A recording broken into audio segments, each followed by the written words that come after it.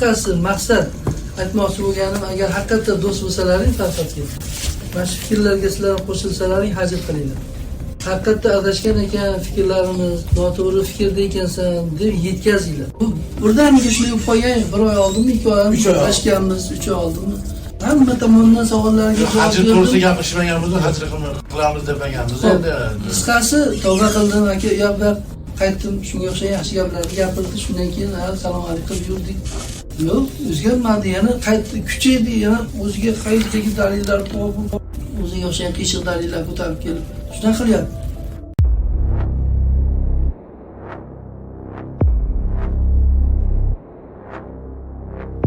Ey rahmatulloh, o'zingcha o'zingni payg'ambar deb bildingmi? O'zingni Muhammad alayhissalomni o'rniga qo'yib, payg'ambar hajr qilgan, men ham hajr qilsam bo'laveradi deb o'zingcha payg'ambar deb his qilyapsan. Yoningdagilar sahoba deb oldingmi? Uni ko'r muridlar yuribdi-yu yoningdagi o'zbeklar. Sahoba bo'lib qolishdingmi? O'zingcha meni ham sahobalardan biri deb o'zingcha jazoladingmi? G'azotga chiqmagan sahobalarni jazolagandek jazoladingmi o'zing? Sen kim bo'lib qolsan? Tahorat qilishni ham bilmaydigan bir ilmsiz, bir omi odam bo'lgansanlar. O'zing aytgansan, Andijonda o'qiganman deb. Biz Andijonga kelib o'rgangan bo'lsang, endi payg'ambar bo'lib olding endi o'zingcha. Payg'ambardek hajr qiladigan darajaga chiqding endi. Allohdan qo'rqin sen. Allohdan qo'rqin.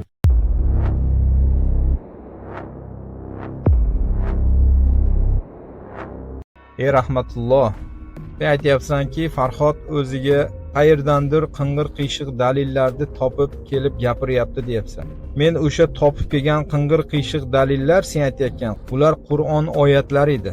Sen Allohning kalomini, Allohning kitobini qiyshiq deyapsanmi? Haqorat qilyapsanmi? Allohni azobidan sog' qolaman deb o'ylayapsan. Senlar men bilan olishmayapsan. Shuni bilishkin. Senlar men bilan emas. Senlar Alloh bilan olishyapsan. Chunki men Allohga suyangan insonman. Qo'llaringdan hech narsa kelmasligini o'zlaring ham bilib turibsanlar. Alloh kifoya qilsin senlarni hammangga.